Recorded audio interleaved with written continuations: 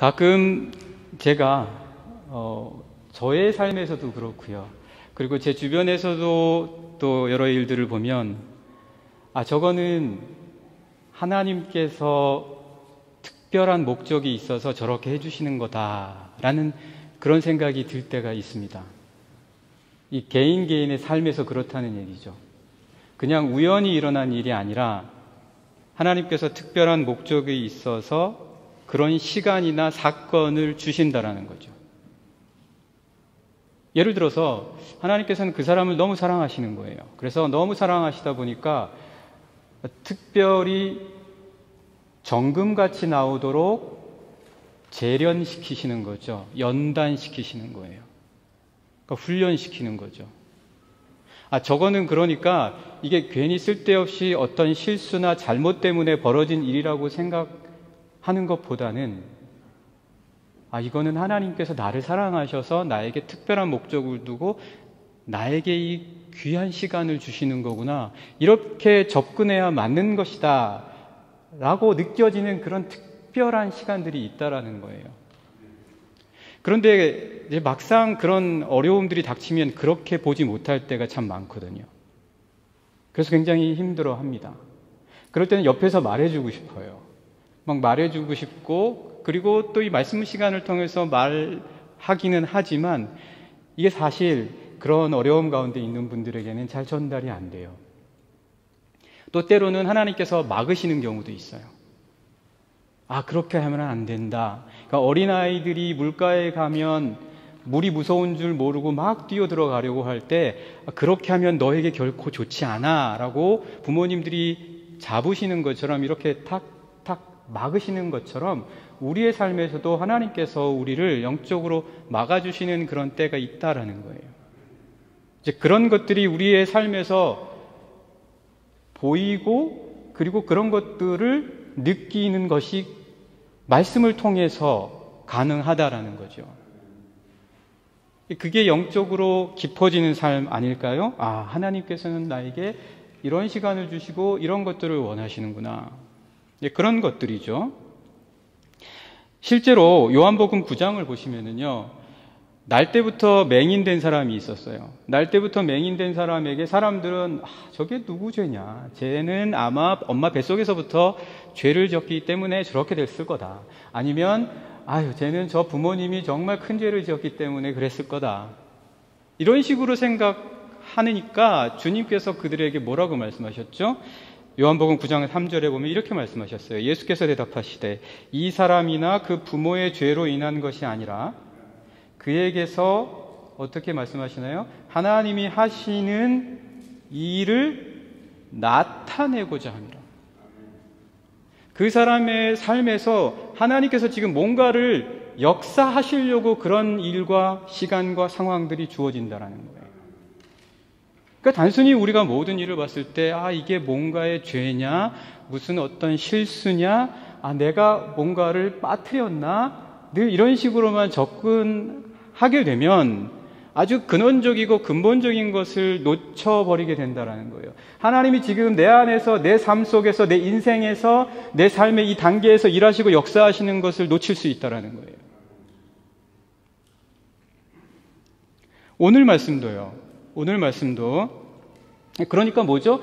잘 모른다는 거예요. 우리가 이렇게 잘못하면 내 안에서 하나님께서 역사해 주시는 거를 모르고 자꾸 잘못된 어긋난 방향으로 갈 수 있다는 거죠.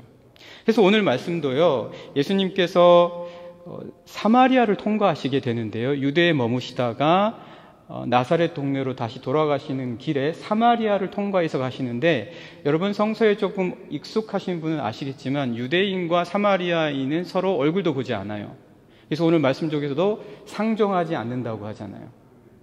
서로 친하지 않아요. 왜냐하면 사마리아인들은 아수르에게 망한 이후로 이방 사람들과 혼혈 민족이 됐어요. 그래서 더 이상 그들을 상종하지 않는데 주님께서는 일부러 그 길을 통과해 가신다는 거예요. 일부러 그 길을 통과해 가시면서 오늘 말씀 본문과 같은 사건이 일어나요. 이 본문의 사건에서 이 사마리아 여인과 마주쳤을 때 주님이 물 좀 달라고 하시거든요. 주님이 물 좀 달라고 하시니까 이 여인이 어떤 이야기를 하냐면, 압축해서 여러분들에게 말씀드리면 세 가지를 이야기해요. 첫 번째, 당신은 유대인인데 왜 나에게 물을 달라고 하냐. 첫 번째예요, 그게. 당신은 유대인인데 왜 나에게 물을 달라고 합니까? 두 번째는, 나는 여인인데 왜 남자인 당신이 이 낯선 곳에서 나에게 물을 달라고 합니까? 그게 두 번째예요. 세 번째는 뭔가요? 세 번째는, 당신도 아시다시피 우리는 원래 상종하지 않는 사이라는 거 아시죠? 이게 세 번째예요. 한번 제가 말씀을 읽어보겠습니다. 9절 10절이 제가 방금 말씀드린 것의 내용이에요. 9절, 사마리아 여자가 이르되 당신은 유대인으로서, 당신 유대인이잖아. 왜 나한테 물을 달라고 그래? 그렇게 이야기하는 거죠. 유대인으로서 어찌하여 사마리아 여자인 나에게 물을 달라 하나이까 하니. 요즘도 중동 지역에 가면 여성에게 낯선 장소에서 말을 그렇게 쉽게 걸지 못하잖아요. 이 당시는 어떻겠어요? 주님은 근데 낯선 이 사마리아, 이 야곱의 우물가에서 처음 보는 여인에게 말씀을 건네셨다라는 거예요. 그래서 왜 여자인 나에게 말을 거냐라는 거예요. 이게 두 번째예요. 세 번째는 뭐냐면 10절 계속해서 보시면 예수께서 9절 하반절, 이는 유대인이 사마리아인과 상종하지 아니함일러라. 원래 그들은 상종하지 않았다라는 거예요. 서로 마주치지 않고 마주치더라도 돌아가는 사이였다라는 거예요. 그런데 왜 주님은 그 여인에게 이렇게 말씀하셨을까? 이 여인은 지금 주님한테 이렇게 얘기하는 거예요. 이런 세 가지 거를 당신이 모르세요? 이렇게 물어보는 거죠. 그런데 여러분 한번 생각해 보세요. 주님이 모르셨겠어요? 주님이 모르셨겠냐고요. 주님은 이미 어린 시절부터 율법에 대해서 묻고 질문할 정도로 이 모든 이스라엘과 유대 땅과 고대 근동에 대한 지혜와 지식을 다 알고 계셨던 분이세요. 근데 이거 모르셨겠냐라는 거예요. 그리고 이 사마리아도 일부러 들어가셨는데 그것도 모른 채 낯선 여인에게 막 함부로 말을 거는 그런 무례한 분이셨겠냐라는 거죠. 왜 그러셨겠냐? 지금 물 좀 달라 하는 게 무슨 의미냐라는 거예요. 이게 진짜 물 달라 하는 건가요? 여러분, 우리 성서의 말씀 속에 보면, 특별히 구약에도 보면은요, 아브라함이 자신의 아들 이삭에게 신부 아내를 얻게 하기 위해서 종인 엘리에셀을 밧단 아람이라는 자기 고향 지역으로 보내요. 너는 가서 내 아들 이삭을 위해서 신부를 찾아와라, 구해와라 하고 맡겨줘요. 일임을 해요. 그래서 엘리에셀이 밧단 아람에 가서 우물 곁에 갔을 때에 어떻게 기도하냐면, 하나님, 이 자리에서 제가 정말 하나님께서 택하신 사람을 제 주인의 아들 이삭에게 맞는 사람으로 찾는다면 저에게 그 여인이 물을 주고, 그 여인이 저에게 주는 것뿐만 아니라 제가 갖고 있는 낙타와 짐승에까지 줄 수 있는 마음을 갖고 있는 사람을 찾게 해 주십시오. 이렇게 기도를 해요. 여기서도 보세요. 물을 나에게 준다라는 것은 목말라서 물 마시겠다라는 얘기가 아니란 말이에요. 오늘 주님께서 물 좀 달라고 이 여인에게 하니까 이 여인은 너무 목이 마른가 보다. 그러니까 이런 세 가지에 우리가 가까이 할 수 없는 것에도 불구하고 물 달라고 하는구나. 이런 생각을 이 여인이 가졌다라는 거예요. 사랑하는 영락의 성도 여러분, 우리들의 삶에서도요, 하나님이 우리에게 뭔가 달라고 하시는데, 하나님 정말 되게 급하신가 보다. 이 정도는 그래도 굉장히 좀 깊은 생각이에요. 왜 나한테 이런 일이 일어나지? 단순한 생각으로 빠질 때가 있다라는 거예요. 뭔가 이런 때도 있는 거지, 살다 보면. 물론 이렇게 해서 넘어가면 속 편하고 아주 좋을 수도 있지만, 내 안에 깊은 영적인 성장과 성숙, 삶을 대하는 그리스도인으로서의 나의 이 모습이 더 깊어지는 것에는 그다지 큰 도움이 안 된다라는 거예요. 사람들과 만날 때 내 안에서 그리스도의 향기를 내고, 그리고 그들과 함께 내가 그리스도의 소망도 얘기하면서 서로 깊이 있는 대화를 나누는 데는 그런 식의 삶으로서는 별 큰 도움이 안 된다는 거예요. 그래서 오늘 주님이 이 여인이 이렇게 나오니까 10절에서 어떻게 말씀하세요? 10절.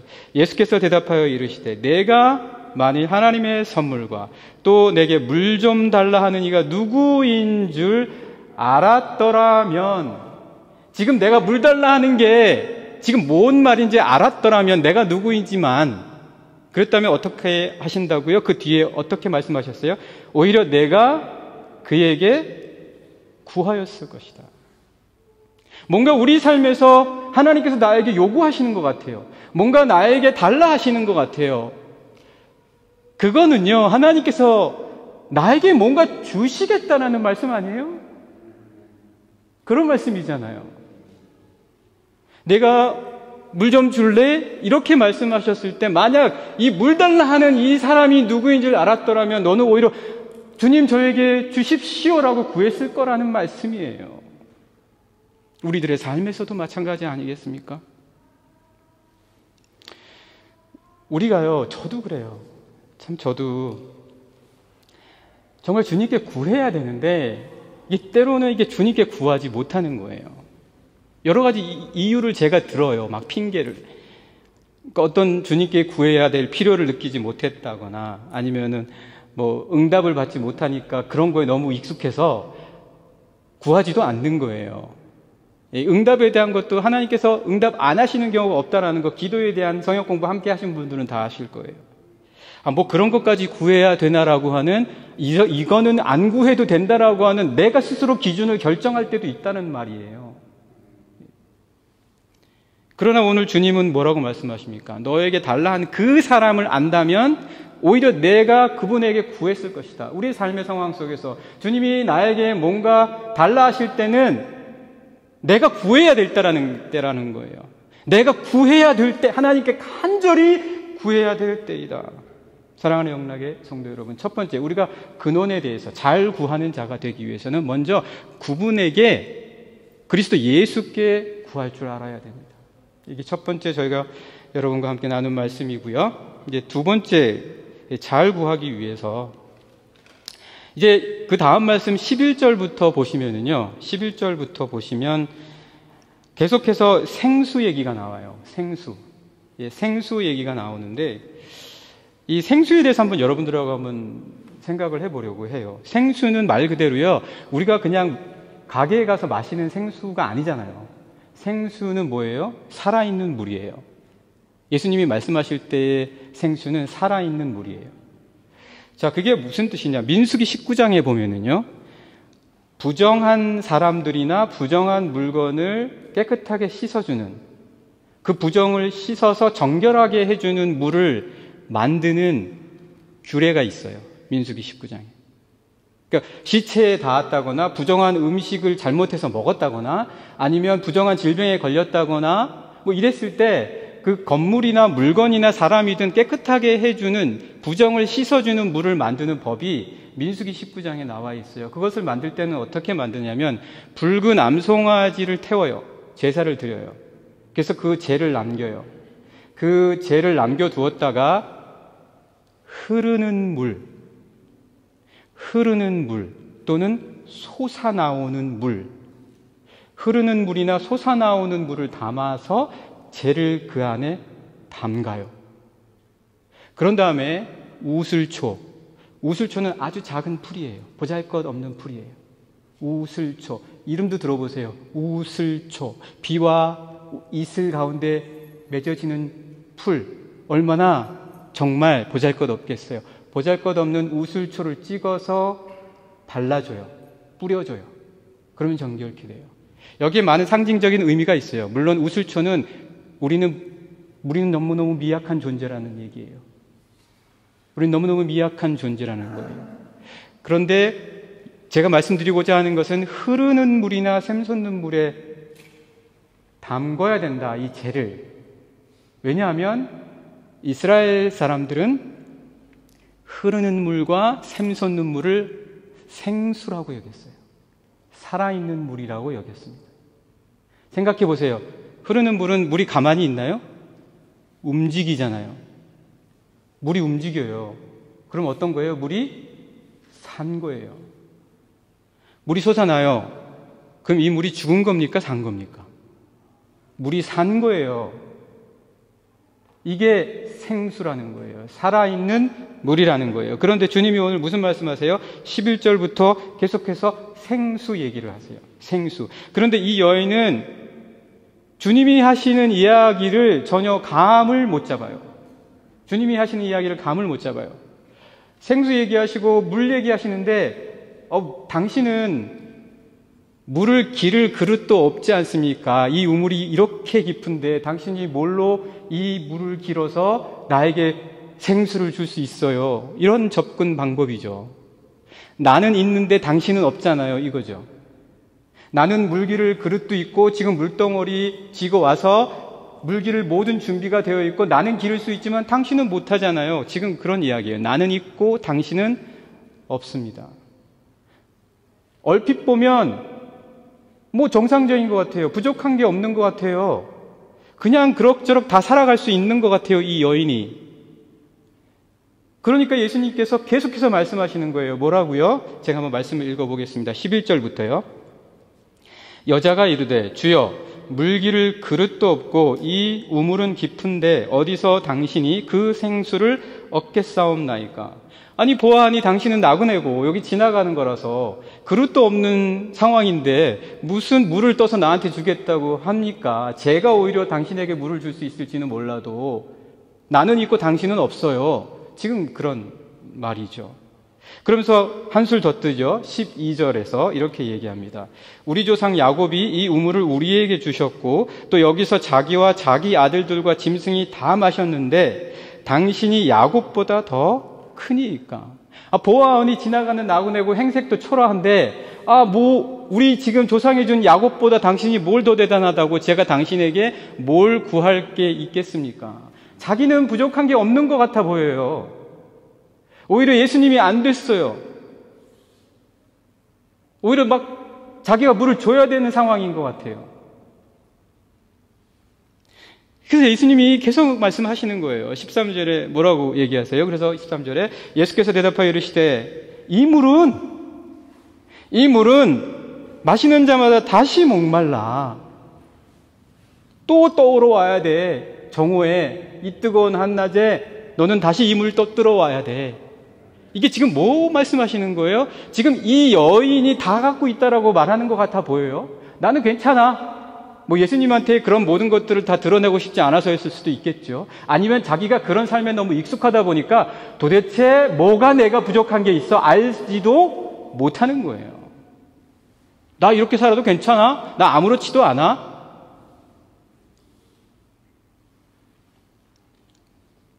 그런데 아니죠. 영이 병들어가고 있는데. 그래서 14절에 주님은 계속 어떻게 말씀하시나요? 내가 주는 물이에요. 이제부터 주님이 좀 더 직접적으로 말씀하세요. 그냥 물이 아니라 내가 주는 물. 이 여인이 알아들었을까요? 야곱이 준 물이 아니라 저기서 파는 생수나 먹는 거 다 사와서 아무리 먹어봐. 그 다음날 또 먹어야지. 내가 주는 물은 그 물이 아니야 라고 말씀하시는데 지금 이 여인이 감을 잡고 있는지는 모르겠어요. 한번 13절 보실까요? 14절 보실까요? 내가 주는 물을 마시는 자는 영원히 목마르지 아니하리니. 한 번 더 또 이렇게 말씀하세요. 내가 주는 물. 내가 주는 물은 그 속에서 영생하도록 어떤 물이요? 아까 제가 민수기 19장 말씀드렸죠. 솟아나는 샘물.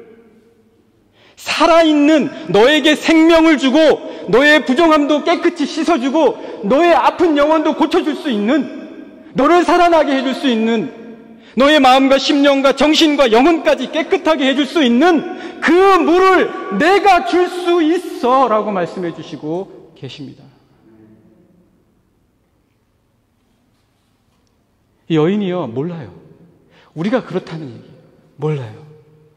15절의 말씀, 여자가 이르되 주여 어떤 물이라고 얘기해요? 그런 물, 아직도 물이에요. 더 많이 주세요. 그래서 쌓아놓고 살 수 있으면 제가 걱정 없을 것 같아요.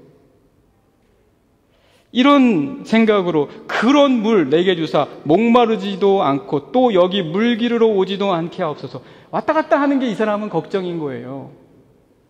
그게 문제가 아닌데. 그래서 결국 주님이 뭘 말씀하세요? 결국 주님이 너에게 없는 게 뭔지 알려주겠다는 거예요. 너에게 없는 게 뭔지. 지금 이 여인은 뭐라고 그랬어요? 다 있다는 거예요. 나는 물기를 그릇도 있고 이 야곱의 우물은 우리에게 조상들이 주신 거고 난 다 가졌어. 당신이 오히려 없지. 그래서 주님이 결국은 뭐라고 하세요? 남편을 불러와라. 남편을 불러와. 불러올 사람이 어때요? 없어요. 이제부터 이 여인은 자기에게 없는 게 뭔지를 생각하기 시작합니다. 데려올 사람이 없어요. 자기와 함께 해줄 사람이 없어요. 자기를 지켜줄 사람이 없어요.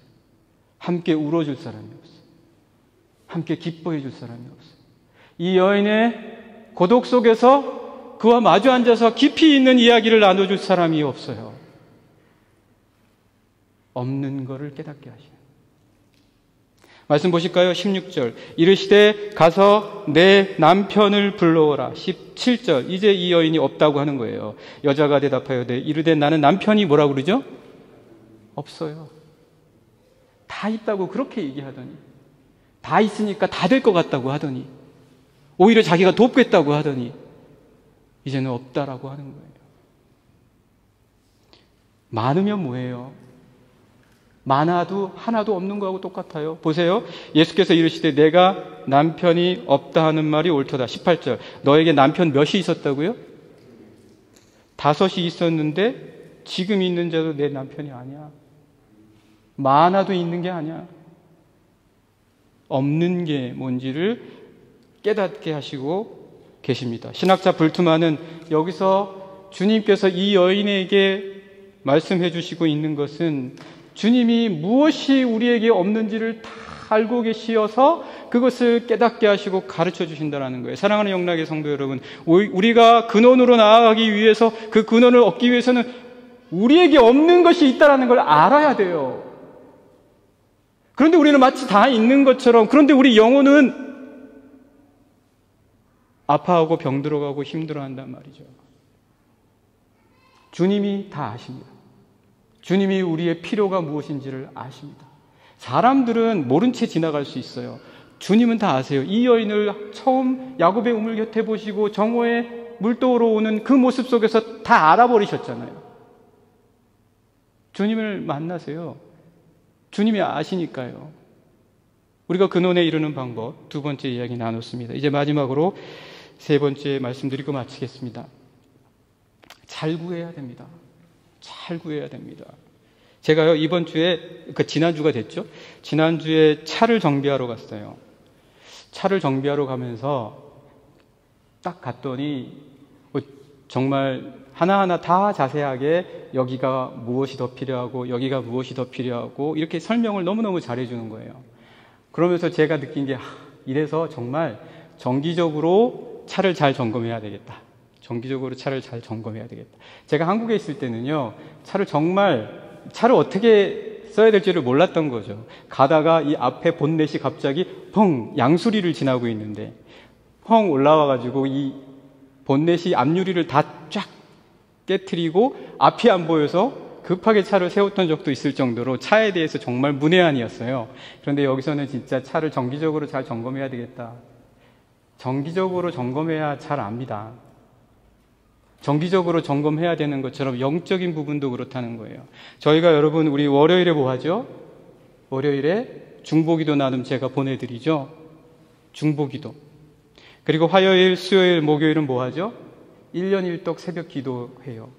성경 통독을 1월 1일부터 12월 31일까지 쭉 하면서 매일매일 우리가 그 말씀 읽고 말씀 나누고 기도하는 거예요. 이게 화수목이에요. 금요일에는 뭐 하죠? 가스펠 프로젝트로 성경 공부해요. 줌으로. 지금 다 제가 말씀드리는 건 다 줌으로 하는 거예요. 그리고 토요일은 어떻게 하죠? 주보에 있는 가정예배 순서지에 따라서 그 말씀을 보면서 가정예배를 드려요. 제가 왜 이렇게 지금 말씀드리고 주보에 그런 내용들을 실었냐면 근원을 찾기 위해서는요, 여러분 영, 영을 자꾸 사용하셔야 돼요. 영적인 사람이 돼야 된다는 거예요. 안 그러면 뭐가 점점 커져요? 우리의 감정이 자꾸 커져요. 감정. 안 그러면 우리 이성만 자꾸 커져요. 그래서 감정과 이성이 영을 눌러요. 오히려 우리 영혼이 살아서 감정이 잘못되지 않도록, 우리 이성이 너무 엇나가지 않도록 지켜줘야 되는데 거꾸로 된다는 얘기예요. 그러면 여러분, 영이 충만하다, 성령 충만이 무슨 뜻이에요? 오늘 지금 마지막 말씀에서 제가 드리려고 하는 건데, 예수님이 이 여인에게 뭐라고 말씀하세요? 영과 진리에 대해서 얘기하시잖아요. 영과 진리로 예배하라. 영은요, 성령 충만해지는 거는 저희 영이요, 진리, 하나님의 말씀으로 감동받는 거예요. 여러분의 영을 활용하고 사용하라는 거는 말씀으로 자꾸 내 영을 감동시키라는 얘기예요. 말씀으로 감동시키지를 않아요. 그냥 영화나 음악을 보면 눈물이 줄줄 흐르는데 말씀은 아무리 읽어도 하나도 감동이 안 돼요. 이 영이 이게 지금 돌밭이나 가시 덤불 아래에 있다는 얘기예요. 예수님의 비유 아시죠? 좋은 땅 비유. 여러분의 영이 성령 충만돼서 감동을 받으려면은요, 다른 거 없어요. 말씀, 진리, 영과 진리로 예배드리라고 하잖아요. 그 진리, 말씀으로 자꾸 내가 감동받게 해야 돼요. 그래서 영을 사용할 수 있어야 돼요. 그러면 내 감정이 엇나가지 않아요. 내 이성이 너무 과도하게 커지지 않아요. 오늘 말씀 한번 보세요. 19절에서 21절 말씀. 이제 이 여인이 약간 뭔가 알아가요. 그래서 이렇게 얘기합니다. 여자가 이르되 주여 내가 보니 선지자로소이다. 이게 뭔가 좀 다른 거예요.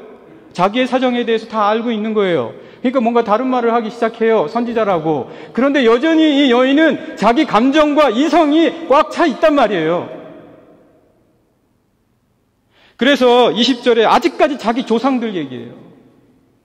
네 편, 내 편 얘기하고 있어요. 너는 유대인, 나는 사마리아인. 이 감정과 이 이성으로만 생각을 하게 되면 하나님 그리스도 예수께서 내 앞에 계신데도 그분이 누구인지를 아직 모른다는 거예요. 지금 말씀이 내 손에 쥐어져 있는데도, 내 상황 속에서 하나님께서 나에게 물 좀 달라 하시는데도 모르는 거예요. 그래서 이 여인은 계속 뭐라고 얘기해요? 20절에 우리 조상들은 이 산에서 예배했는데 당신들은 예배할 곳이 예루살렘에 있다고 합니다. 여전히 이성과 감정. 이성과 감정이 잘못됐다는 얘기가 제가 절대 아닌 거 아시죠? 그거를 잘못 받아들이시면 안 돼요. 네, 21절 말씀. 예수께서 이르시되, 그래서 주님이 드디어 무슨 말씀하세요? 예수께서 이르시되 여자여 내 말을, 그 다음에 뭐라고 하세요? 뭐라고 하시죠? 믿으라. 이제 드디어 영적인 말씀을 하시는 거예요. 영적인 말씀을 이제 하시는 거예요. 지금까지 대화를 해왔는데 이 여인이 도대체 못 알아들으니까 믿음에 대한 말씀을 드디어 하시기 시작하는 거예요. 믿음은요, 성령이 감동시키지 않으면 못 믿어요. 이 믿음이라는 것은 자꾸 진리에 자기를 노출시켜야 돼요. 자꾸 진리에 접해야 돼요. 이렇게 월요일부터 토요일까지 제가 이렇게 말씀드리는 이유는 자꾸 노출시키라는 얘기예요. 안 그러면요, 우리가 딴 데 얼마나 많이 노출이 돼요. 균형 잡힌 삶을 못 산단 말이에요. 여자야 내 말을 믿으라. 이 산에서도 말고 예루살렘에서도 말고 너희가 아버지께 예배할 때가 이르리라. 이 산 저 산이 너에게 있어서 중요한 게 아니야. 지금 중요한 게 뭐냐? 22절. 알아야 되는 거예요. 알아야 된다. 22절. 너희는 알지 못하는 것을 예배하고 우리는 아는 것을 예배하노니 이는 구원이 유대인에게서 남이라. 23절. 아버지께 참되게 예배하는 자들은 영과 진리로 예배할 때가 오나니 곧 이때라. 아버지께서는 자기에게 이렇게 예배하는 자들을 찾으시느니라. 24절. 하나님은 영이시니 예배하는 자가 영과 진리로 예배할지니라. 사랑하는 영락의 성도 여러분, 잘 구하는 자가 되기 위해서, 여러분의 영, 하나님께서 우리에게 이성도 주시고 감정도 주시고 영도 주셨어요. 우리를 영적인 존재로 만드셨습니다. 이 영을 적극적으로 활용하십시오. 어떻게 해요?